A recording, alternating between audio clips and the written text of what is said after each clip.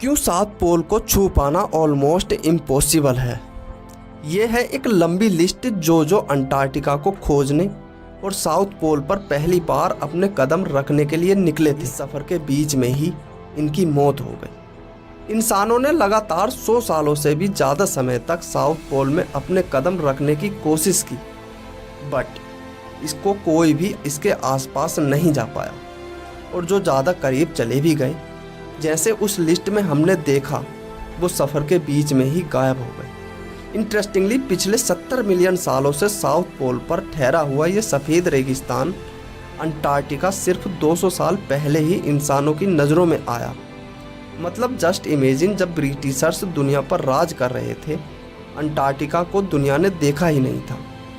दुनिया के इतिहास की किताब में अंटार्कटिका वो आखिरी पन्ना है जो अंत तक पलटा ही नहीं था। नॉर्मल एरोप्लेन्स को तो अंटार्कटिका के ऊपर से गुजरना भी अलाउड नहीं था, क्योंकि उन्हें कुछ ऐसे हालातों का सामना करना पड़ता था। यही हाल शिप्स और क्रूजेस का भी होता था। बट गौर करने वाली बात तो ये है, इसके एग्जैक्ट अपोजिट दुनिया के दूसरे कोने में आर्कटिक या नॉर्थ पोल में ग्रीनलैंड, आइसलैंड के हिस्सों को मिलाकर वहाँ आज भी करीब 4 मिलियन लोग निवास करते हैं। बट यहाँ अंटार्कटिका में कोई भी परमानेंट पॉपुलेशन नहीं रहती। इनफैक्ट पूरे लैंड एरिया पर तो जानवर तक नहीं रहते। ये इतनी मोटी चर्बी और खाल वाला पोलर बियर तक अंटार्कटिका में सरवाइव नहीं कर पाया। यहाँ पर आज अगर देखेंगे तो सिर्फ पेंगुइन और सील्स रहते हैं, और वो भी मोस्टली सी शोर के आसपास घूमते हैं। और सिर्फ यहाँ पर आज साइंटिस्ट के बेसिस हैं। वो कहा जाता है ना कि ज़मीन पर सिर्फ 2 चीज़ें हैं, एक साइलेंस, दूसरा सवाल। सवाल जो हमेशा उठते हैं और जवाब हमेशा बर्फ़ की मोटी चादर के नीचे दब जाते हैं। जैसे ये जगह इतनी ठंडी कैसे है, जब कभी यहाँ पर एक घना जंगल हुआ करता था। या फिर नासा वाले यहाँ पर बार बार क्या ढूंढने आते हैं। और सबसे बड़ा सवाल तो ये बनता है कि ये सिर्फ बर्फीली जगह है, तो यहाँ पर बिना किसी एक्सप्लेनेशन के यूएफओ साइटिंग्स क्यों हो रहे हैं। अच्छा, अब ज़रा इस रीजन पर अपनी नज़र डालिए। 2024 की एक लेटेस्ट खबर में ये पाया गया कि अंटार्कटिका के एक बड़े से लैंडमार्क के नीचे 515 बिलियन बैरल ऑयल छुपा हुआ है, जो कि मिडल ईस्ट के बाद दुनिया का सबसे बड़ा दूसरा ऑयल रीजन है। लेकिन फिर भी दुनिया के पावरफुल देश इस रीजन पर उस तरह से क्यों नहीं टूट पड़े जिस तरह से मिडल ईस्ट पर टूट पड़े। आखिर क्यों? अंटार्कटिका में ऐसी कौन सी खास बात है जो इसे इतना खास बनाती है? क्यों इतने सारे लोगों ने इसके सेंटर तक पहुंचने में अपनी जानें गंवाई? तो चलिए फ्रेंड्स, आज हम इतिहास के आखिरी पन्ने को पलटकर इस ठंडे कवर के नीचे दबे सारे राजों का ताला खोलते हैं और देखते हैं इस दुनिया के सबसे बड़े सीक्रेट वर्ल्ड में आखिर क्या छुपा है।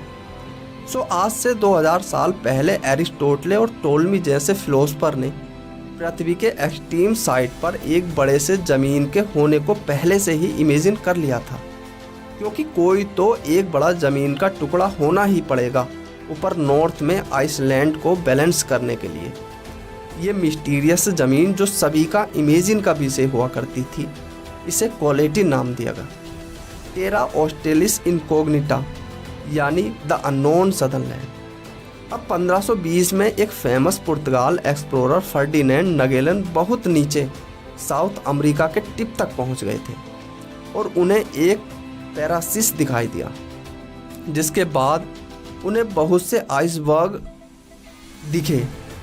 बट जैसे आप देख सकते हो, वो फिर भी अंटार्कटिका से काफ़ी दूर ही थे। और फिर 1773 में एक British explorer captain James cook थोड़ा और आगे जाकर वो पहले इंसान बने जिन्होंने अंटार्कटिका के एक सर्किल को क्रॉस कर दिया। वो अंटार्कटिका के बहुत करीब तक तो ज़रूर पहुंच गए थे, बट कभी अंटार्कटिका की ज़मीन को देख ही नहीं पाए। उन्हें दूर दूर तक बस एक बर्फ़ और बर्फ़ के पहाड़ ही दिखाई दे रहे थे, और इसलिए वो वहाँ से वापस आ गए। और फिर आगे चलकर 1820 में एक रशियन एक्सप्लोरर पेवियन बोटले के जरिए दुनिया को पहली बार ये पता चला कि साउथ में दूर दूर से दिखती ऊंची ऊंची चट्टानों के ऊपर छुपकर एक पूरा कॉन्टिनेंट बसा हुआ है। ये कॉन्टिनेंट समुद्री सतह से 2500 मीटर ऊपर पहाड़ जैसे चट्टानों के ऊपर बसा था। इसीलिए जेम्स कुक से ये मिस हो गया। इवन आज तक ये अंटार्कटिका दुनिया का सबसे हाईएस्ट कॉन्टिनेंट माना जाता है। बट इतने ऊंचे चट्टानों के ऊपर चढ़ा कैसे जाए, और इससे पहले अपने शिप्स को लैंड कहाँ किया जाए? क्यों बीच जैसा एक भी सेफ हेपर यहाँ पर नहीं बना था? हर जगह बर्फ के मोटे मोटे ग्लेशियर और जमा देने वाली तेज हवाएं, पलक झपकते ही बिगड़ता मौसम, माइनस की ठंड, इन सारे हालातों ने ऐसा दांव खेला कि पेबियन को तुरंत यूटर्न लेकर वापस आना पड़ा।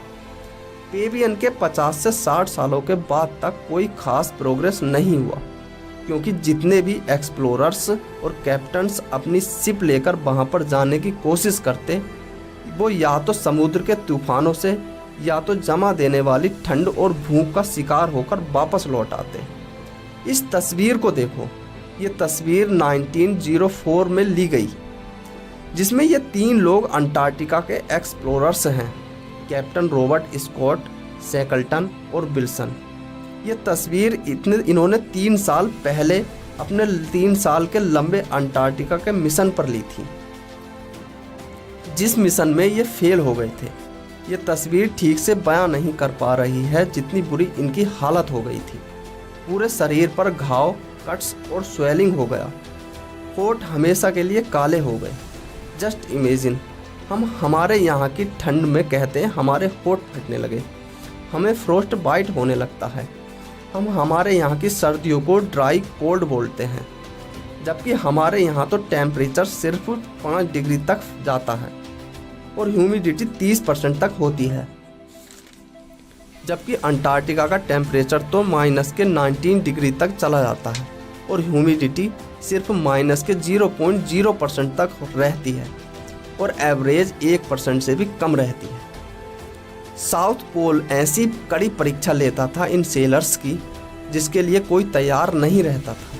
इनफैक्ट स्कॉट के केस में तो हालत इतनी डेस्परेट हो गई थी कि जिंदा रहने के लिए शिप्स पर क्रू मेंबर्स को अपने ही स्लैग डॉग्स को खाना पड़ा था। फिर भी स्कॉट डिमोटिवेट नहीं हुआ।